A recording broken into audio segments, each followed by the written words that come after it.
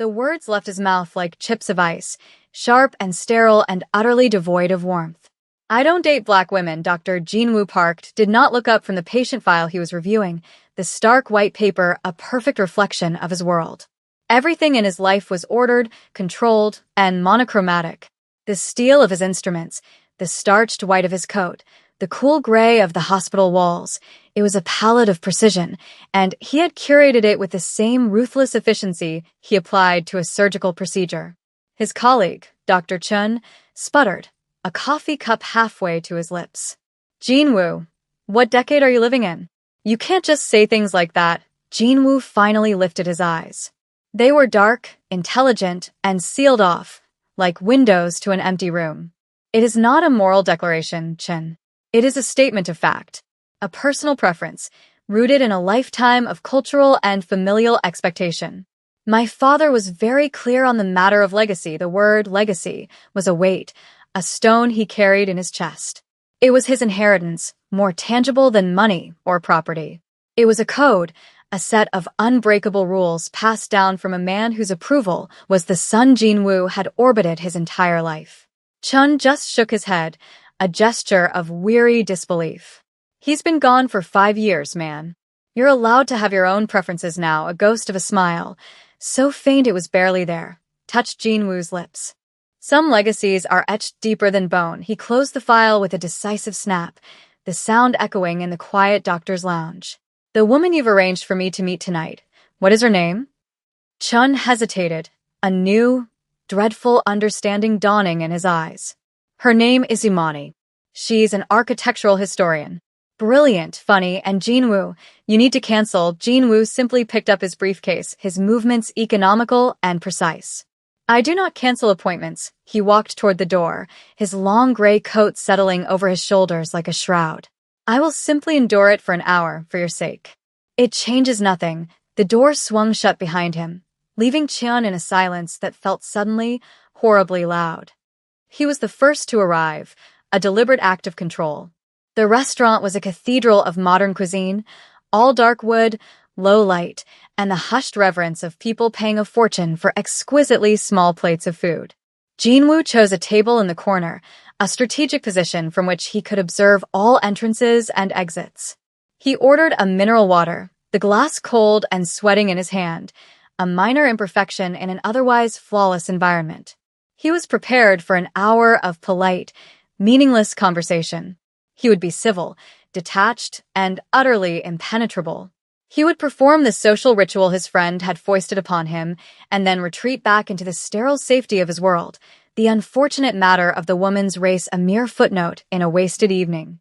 Then she walked in, and the entire room tilted on its axis. It wasn't just that she was beautiful. The word felt inadequate, a blunt instrument for describing the symphony of her existence. She was wearing a dress the color of deep emerald, a slash of impossible life against the restaurant's muted tones. It clung to her form not with vulgarity, but with the grace of a second skin, a testament to the strength and elegance of the body it adorned. Her hair was styled in intricate braids that caught the light, each one a thread of spun obsidian. But it was her face, her presence, that undid him. She moved with a languid confidence, a self-possession so absolute it felt like a law of physics. When her eyes, warm and intelligent, scanned the room, he felt a jolt, a current of electricity that bypassed his brain and went straight to his heart, a muscle he had long considered dormant. She was a living, breathing refutation of the cold, dismissive sentence he had uttered only hours before. Imani. Her name was a melody.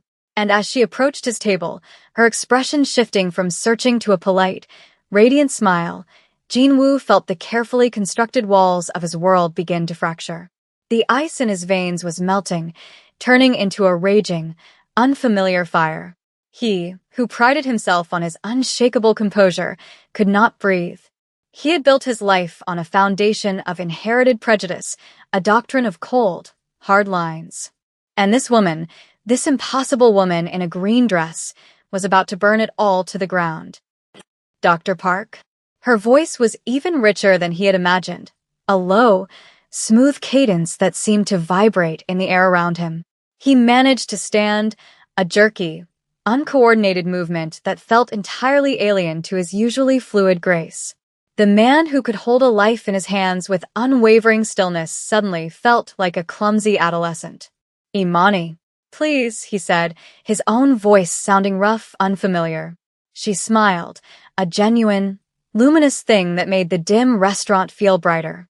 She extended a hand, and he took it, his skin registering the warmth of hers as a shock. It was a simple handshake, a common courtesy, yet it felt like an irrevocable pact. He was touching fire, and he knew, with a terrifying certainty, that he would carry the brand of it forever. The first 15 minutes of their date were a study in dissonance. He was a mess of internal contradictions, his mind a battlefield where his father's ghost waged a desperate war against the living, breathing woman in front of him. He asked the standard questions about her work, her interests, but he wasn't merely listening to the answers. He was consuming them. He watched the way her eyes lit up when she spoke of Gothic architecture, the way her hands moved to illustrate a point about flying buttresses, the subtle curve of her lips when she found something amusing. He had intended to be bored. Instead, he was utterly, hopelessly captivated.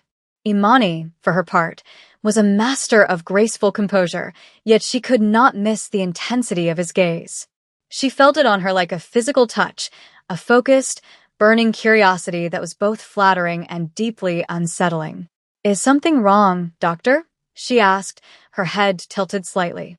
"You seem distracted." He had been staring, he realized, not at her, but into her, as if trying to solve a complex medical puzzle. "Forgive me," he said, forcing his hands to rest flat on the table, an attempt to anchor himself. "Your work is fascinating. The idea of buildings holding memory, of history being encoded in stone and glass, it's a language I don't speak. Everyone speaks it," she countered gently. "You just have to learn how to listen." The conversation flowed from there, but the undercurrent of his obsession never waned. He found himself revealing things, small, inconsequential details about his grueling residency, his frustration with hospital bureaucracy, things he never discussed. He was trying to build a bridge to her, frantically, clumsily, laying down planks of conversation over the chasm of his own prejudice. He was trying to erase the man he had been that morning. "I don't normally enjoy these derangements," he admitted, the words feeling heavy and true. "My friend can be overly persistent." "Mine too," she laughed, a sound like wind chimes. "She said I needed to meet someone who wasn't a dusty manuscript or a crumbling facade." His heart clenched. He was a crumbling facade. And for the first time in his life, he was terrified of what lay beneath. He remembered the rain. It was always raining in his father's memories. The old man would sit in his study, the scent of cedar and old paper thick in the air, and speak of Seoul not as a vibrant metropolis, but as a place of hardship and rigid order. He would talk about the family line, a concept that felt almost mythical to a young Jinwoo growing up in the manicured suburbs of America. "We are the Parks," his father would say, his voice a low rumble of absolute authority. "Our name is not just a sound. It is a vessel. It carries the blood, the honor, the sacrifices of every generation before you. Your duty is not to your own happiness. It is to that vessel. You must not crack it." Jinwoo was 12 when he first understood what that meant. He had made friends with a boy from a different neighborhood, a boy whose parents were laborers, whose laughter was too loud, whose clothes were never quite new. When his father found out, he didn't yell. He simply sat Jinwoo down in the cedar-scented study and laid out the map of their world. There were circles of acceptability, concentric rings of social and cultural purity. Their circle was small, exclusive, and unforgiving. "They are not like us," his father had explained, his voice patient, as if teaching a scientific principle. "Their world has different rules, different expectations. To mix with them is to dilute our strength.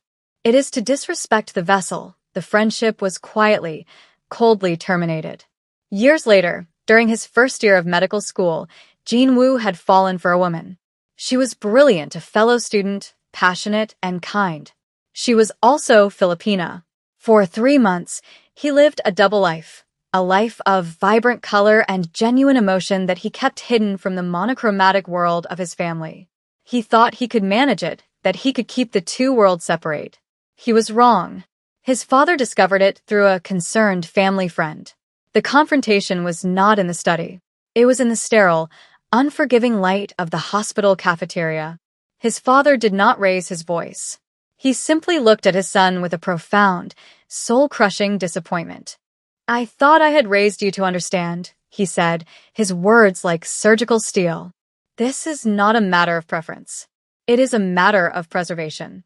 This family did not survive wars and poverty and upheaval to be dissolved by a moment of foolish infatuation. You are a Park. You will marry a Korean. You will produce heirs who carry our legacy, untainted. This is your one and only purpose beyond your medicine." Jin-woo had looked across the cafeteria and saw her laughing with her friends, so full of life and light. And in that moment, he made a choice. He chose the vessel. He chose the legacy. He broke her heart, and in doing so, he calcified his own. He became the man in the gray coat, the man who could say, "I don't date black women," with the same dispassionate certainty as diagnosing a common ailment, because to him, it was just another rule in a lifetime of them. The crisis arrived not with a bang, but with a frantic, late-night email. A water main had burst in the sub-basement of the hospital's new heritage wing, the project Imani had been meticulously curating for the past 2 years. Blueprints, historical artifacts, and priceless preliminary sketches were in immediate danger. An emergency preservation and structural assessment meeting was called for midnight. When Jin-woo, summoned for his role on the hospital's board oversight committee, walked into the conference room, he saw her immediately. Imani was standing over a massive, unrolled blueprint, her face etched with a focused intensity that made her even more compelling. She wasn't wearing an emerald dress now. She was in practical trousers and a simple black sweater, her hair pulled back, but she commanded the room with the same effortless authority. She was surrounded by flustered administrators and grim-faced engineers, yet she was the clear center of gravity. Her presence was a jolt to his system, a painful reminder of the dinner 2 weeks prior, after which she had politely but firmly declined a second date, citing a demanding work schedule, a rejection he knew was more than just about time. "The water is contained," she was saying, her voice calm and clear over the anxious murmurs, "but the humidity levels in the archival vault are already critical. The structural integrity of the west-bearing wall is also a concern. Given the saturation," she looked up then, and her eyes met his. There was no warmth, no recognition of their shared dinner, only a cool, professional acknowledgement. It was a dismissal more profound than any angry words could have been. For the next 3 hours, they were forced into a reluctant alliance. Jin-woo, with his methodical, analytical mind, was tasked with assessing potential biohazard risks from mold and ensuring the safety protocols for the restoration teams. Imani, with her encyclopedic knowledge of the building's history and materials, directed the artifact rescue. They orbited each other, their paths crossing over damp schematics and urgent phone calls. He watched her, mesmerized by her competence. She was not just a historian. She was a leader, a fierce protector of the past. In her, he saw a dedication to legacy that mirrored his own, but hers was a legacy of beauty, of preservation, of culture shared with the world. His was a legacy of exclusion, of bloodlines and closed doors. The contrast was a blade twisting in his gut. He saw the way she inspired loyalty in her team, the respect in the engineer's eyes as she pointed out a detail they had missed. And he felt a sickening wave of shame for the crude, dismissive label he had tried to put on her, on an entire race of women, all to honor a dead man's suffocating pride. The hours bled together, fueled by bad coffee and the adrenaline of the crisis. By 4 a.m., the main conference room had cleared out, leaving only a handful of essential personnel. Jin-woo found Imani in a small, forgotten records office, carefully examining a 19th-century medical journal that had suffered minor water damage. The room was cold, the only light coming from a single desk lamp that cast long, dancing shadows on the walls. It created an island of intimacy in the cavernous, sleeping hospital. She was so absorbed in her work, she didn't hear him enter. He noticed a slight tremor in her hands and saw the dark circles of exhaustion under her eyes. "You should rest," he said, his voice softer than he intended. She startled, looking up at him. The professional mask was gone, replaced by a weary vulnerability. There's no time. This binding is delicate. If I don't stabilize it now, the pages could fuse. He stepped closer, his medical instincts taking over. He gently took the book from her and placed it on a dry blotter. Then he took her hands in his. They were ice cold. "You're shaking," he stated, his voice now purely clinical, yet the touch was anything but. He began rubbing her hands, the friction creating a small pocket of warmth in the chilled room. For a moment, she allowed it, her tired eyes closing. The silence was profound, filled only by the hum of a nearby computer and the sound of their breathing. "Why are you being kind to me, doctor?" she asked, her voice barely a whisper. The question hung between them, heavy with unspoken meaning. It wasn't about the cold hands. It was about the intense dinner, the polite rejection, and his continued presence in her orbit. He stopped rubbing her hands, but didn't let go. He looked at her, truly looked at her, and the lie he'd been living became unbearable. "My name is Jinwoo," he said, the words feeling momentous. "And I think my entire life has been a form of malpractice." The admission was cryptic, but it was honest. It was the first truly honest thing he had said to her. She searched his face, her gaze probing, trying to understand the man behind the cold, competent doctor. She saw the conflict there, the deep, sorrowful regret that seemed to swim in the depths of his dark eyes. She slowly pulled her hands away, the loss of contact feeling like a sudden chill. "I don't understand you, Jinwoo," she said, her voice laced with a confusion that mirrored his own. "I'm not sure I do either," he confessed, the admission costing him a mountain of pride. "But I am beginning to." The revelation came a week later, delivered with the casual cruelty of office gossip. Imani was meeting with Dr. Chun to finalize the restoration timeline for the Heritage Wing. As they were wrapping up, Chun, who had witnessed Jinwoo's consuming fascination with Imani, made a clumsy attempt at matchmaking. "I'm glad you two are hitting it off," he said with a well-meaning smile. "Jinwoo's a good man, just stuck in his ways. I've never seen him look at anyone the way he looks at you. It's a miracle." Honestly, Imani offered a polite, non-committal smile. "He's been very helpful during the crisis," Chin chuckled, shaking his head. "Helpful doesn't cover it. Obsessed is more like it. Which is insane, when you consider what he said to me right before your date. A cold dread, colder than the records office had been, began to seep into Imani's bones." "What did he say?" she asked, her voice dangerously quiet. Chin, oblivious, forged ahead.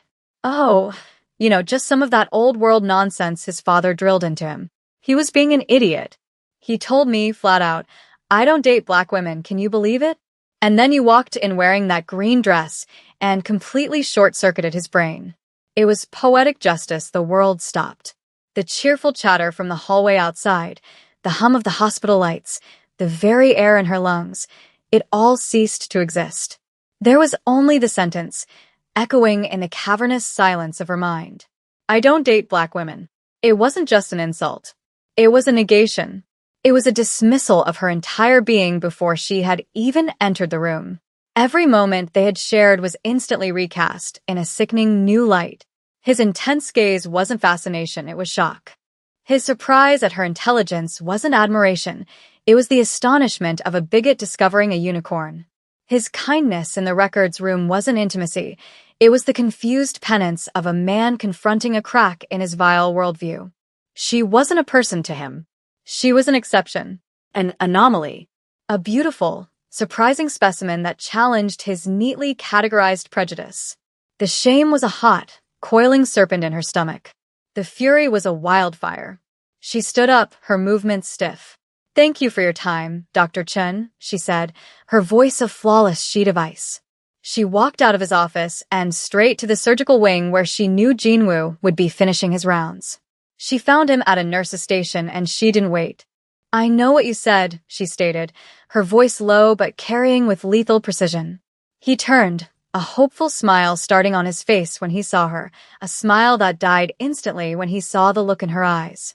"Imani, you don't date black women," she continued, the words tasting like poison. "Was I the first experiment? Did I perform to your satisfaction? Tell me, doctor, what conclusions did you draw from your little study?" Her voice never rose, but every word was a scalpel, cutting away at the fragile connection they had built, exposing the diseased tissue beneath. He was speechless, the truth of her accusation rendering him mute. His silence was the only confession she needed. She gave a single, devastating nod. I see. You have your data. Please lose my number. 6 months. It felt like a lifetime. For Jinwoo, it was a period of brutal self-excavation. Imani's words had shattered the mirror he held up to himself, and he was forced, for the first time, to look at the ugly, distorted reflection. He confronted his father's legacy not as a sacred text, but as a toxic inheritance. The confrontation wasn't with a ghost. It was with himself, with the doctrines he had accepted, without question. He took a leave of absence from the hospital, a move that shocked his colleagues, and flew to Seoul. He walked the streets his father had described, but he didn't see a city of rigid order. He saw a place of dynamic, chaotic, beautiful life.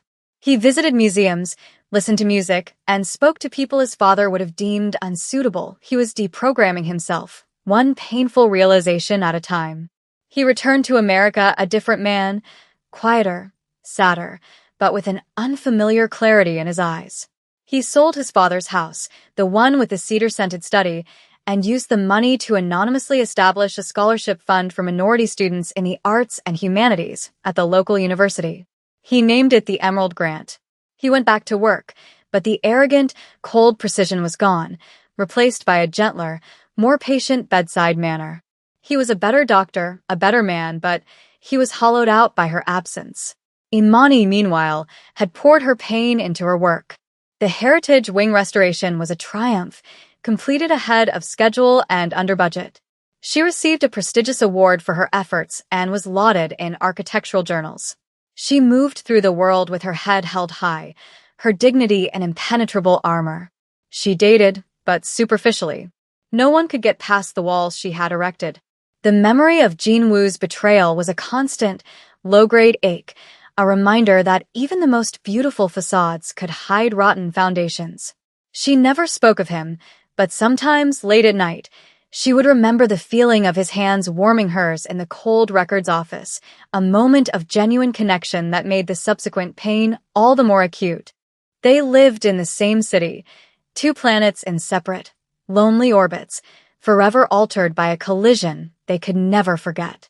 The silence between them was a testament to the chasm his words had created, a void that seemed impossible to ever cross. The dedication ceremony for the Heritage Wing was a grand affair. The city's elite were in attendance, a sea of tuxedos and evening gowns, but all eyes were on Imani. She stood at the podium, bathed in a soft spotlight, looking regal in a gown of midnight blue. She spoke with eloquence and passion about the power of history, about the stories our buildings tell, and about the importance of preserving a collective memory that includes all voices. She was magnificent. Jinwoo stood at the back of the crowded atrium, a ghost in a well-tailored suit. He had not been invited, but he had to be there. He had to see her one more time. Watching her, so poised and powerful, he felt the full, crushing weight of his foolishness. He had almost broken this extraordinary woman with a stupid, inherited prejudice. He had almost allowed his father's dead hands to ruin the most alive thing he had ever encountered. When she finished her speech to thunderous applause, a moderator stepped up to handle a brief Q&A session. A few predictable questions were asked and answered. Then a silence fell. Jinwoo's heart hammered against his ribs. This was it. This was the only chance he would ever have. He raised his hand. The moderator, surprised to see a hand from the very back, nodded at him. Yes, you in the back. Jinwoo stepped forward into the aisle, and a murmur went through the crowd as people recognized the prominent surgeon. Imani's smile froze on her face. Her eyes widened in shock and disbelief. He walked slowly, deliberately, until he was halfway to the stage, ensuring everyone could see and hear him. He was not hiding anymore. He took the offered microphone. This isn't a question, he began, his voice clear and steady, though it cost him everything he had. It's a public apology. A collective gasp rippled through the atrium. 6 months ago, I said something ignorant, racist, and unforgivable about the brilliant woman standing on that stage. I judged her and all women who look like her, based on a toxic ideology I inherited and was too weak to question. He looked directly at Imani, his eyes pleading. My words were not a preference. They were a prejudice. They were the result of a profound moral failing, and there is no excuse. Imani, you are a woman of immense grace, intelligence, and dignity. You tried to show me a better way to be, and I failed you. I am sorry. I am deeply and truly sorry for the pain I caused you, and for the man I was when we met. He set the microphone down on an empty chair and turned, walking back down the aisle and out of the atrium without a backward glance, leaving behind a stunned silence and a woman on a stage whose carefully constructed composure had been utterly and completely demolished. The silence in the atrium was absolute. It was a breathless, suspended moment where 200 people collectively held their breath, their gazes shifting from the empty doorway Jinwoo had just disappeared through to the woman frozen in the spotlight. Imani stood perfectly still, her hands gripping the edges of the podium, her knuckles white. Her face was a mask of conflicting emotions, shock, pain, confusion, and something else, something fragile and raw that she had kept hidden for half a year. The moderator, flustered, stammered something about concluding the evening, but no one was listening. All the air had been sucked out of the room, replaced by the weight of Jinwoo's public confession. Imani didn't hear the applause that eventually, uncertainly, started. She didn't feel the hands on her back guiding her from the stage. Her mind was a maelstrom. It was a monstrous, humiliating act. He had laid bare the ugly secret between them for the entire city to see, turning her private pain into a public spectacle. It was also the bravest, most honest thing she had ever witnessed. He hadn't made excuses.